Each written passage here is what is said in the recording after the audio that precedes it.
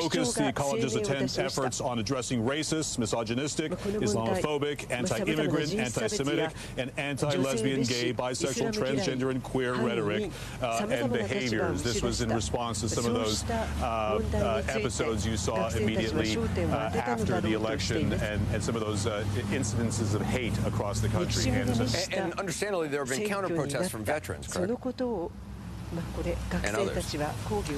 Veterans extraordinarily upset that this is happening. Not only veterans here, but people from the town, people from surrounding towns. Very big protest here over the weekend. They are promising another protest if this is not wrapped up this coming weekend. The school trying to do everything they can, I think, at this point, to get students to the place where they feel they can raise this flag again. And keep in mind, it's only one flag. There are several flags around the college.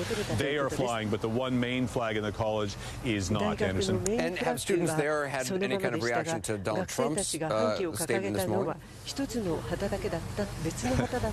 This is a very small school in a very small town, and I think that they are blown away by the magnitude of the backlash to all of this. The protest this past Sunday, another one planned. We spoke to one student who is a trustee here at the school, sort of like being on the student government. He gets to actually vote with the trustees on a lot of matters pertaining to the school. Here's what he had to say about Donald Trump tweeting about this.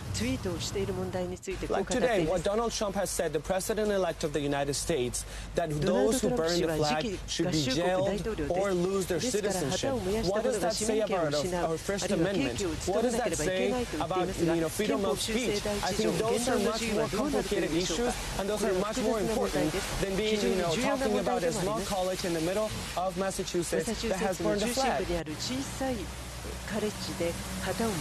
Now, what's interesting about that young man, Eduardo San Diego, he is undocumented. He has a full-ride scholarship to this college. He came to the United States when he was 16 years old. He grew up the last several years in outside of Atlanta in Georgia.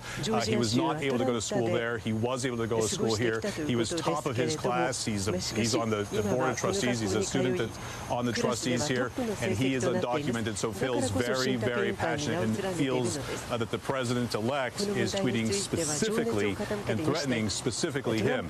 As for the flag burning, he doesn't think it should have happened. He sees it as a symbol of opportunity for this country and hopes that it will go back up soon. Anderson? All right, Gail Marquez, thanks very much. A lot to talk about now. CNN political commentator and Trump supporter Alice Stewart is joining us. CNN political commentator, Democratic strategist, and pro-Clinton super PAC advisor Paul Begala. CNN political analyst and USA Today columnist Kirsten Powers is back. CNN political commentator, former Reagan White House political director, and Trump supporter Jeffrey Lord. CNN political commentator, Republican consultant Margaret Hoover, CNN political commentator and former Congressional Black Caucus executive director Angela Rye, and CNN senior legal analyst Jeffrey Toobin. Good night, everybody.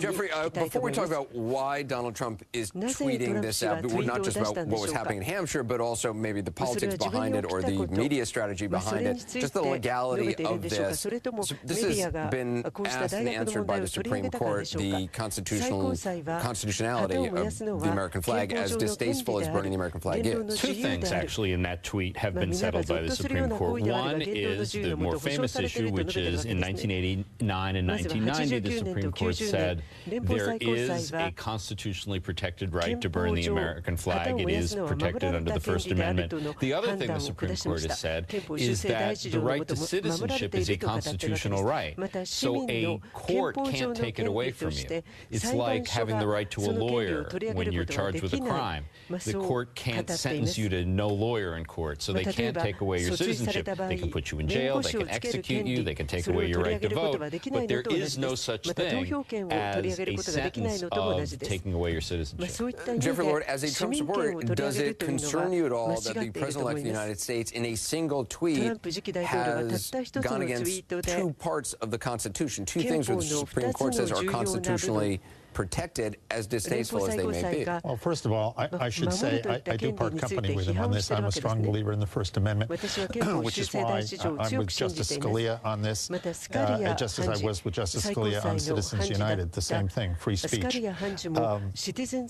Politically speaking, I do think that this probably helps him. There is a lot of, for obvious reasons, very emotional attachment to the American flag. But do you think he understands, do you think he knows shows that in a single tweet he said two things which are I honestly don't know, but I think it's good.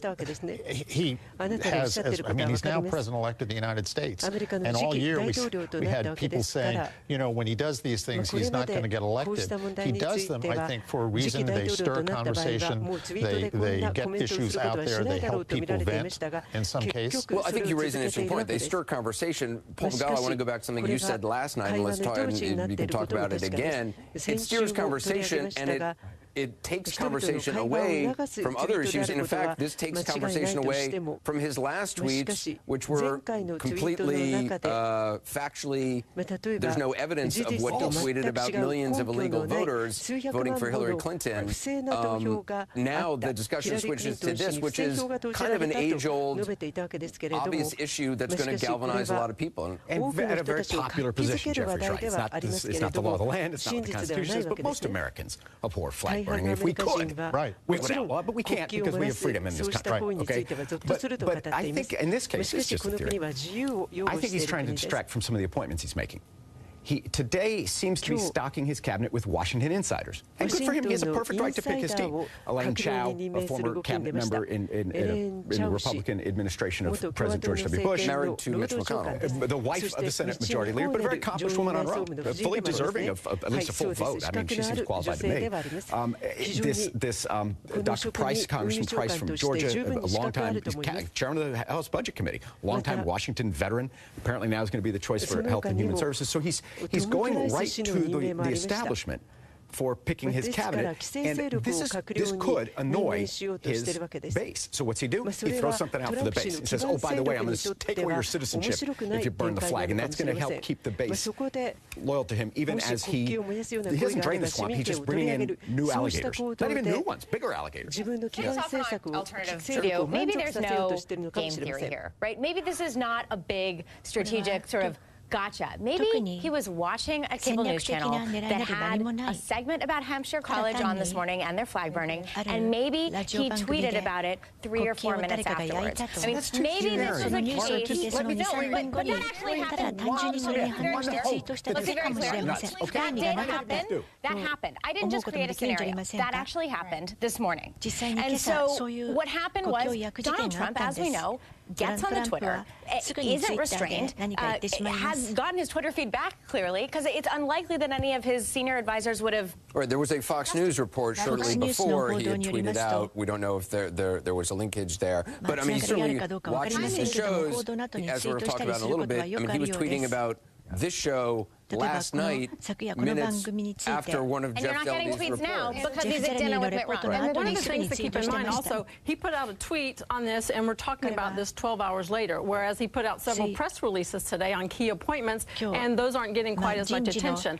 With regard to the flag burning issue, it's important to keep in mind, majority of Americans agree that it's despicable and disrespectful to burn the flag, but what he's proposing, Hillary Clinton did the exact same thing in 2005 with the Flag Burning Act, which would require a year in prison as well as a $100,000 fine for people burning the flag. So what he's proposing is not unusual. And what I think with regard to the key appointments today, why would he want to distract from that? Him appointing Tom Price in that position single-handedly would be the beginning of the end of Obamacare. And it may not be unusual, but it still doesn't make it constitutionally appropriate. That's exactly right. And I think that we have to start talking about this as this is our incoming commander-in-chief. This man should understand constitutional law. It's fine for him to say, the Supreme Court ruled in Texas versus Johnson, and I don't agree with that. But I think it is curious. It's not what's in the 140 characters. It is the mindset behind what's in the 140 characters on Twitter. The reason we talk about this, Alice, over and over again is because it actually is legitimately scary to many of us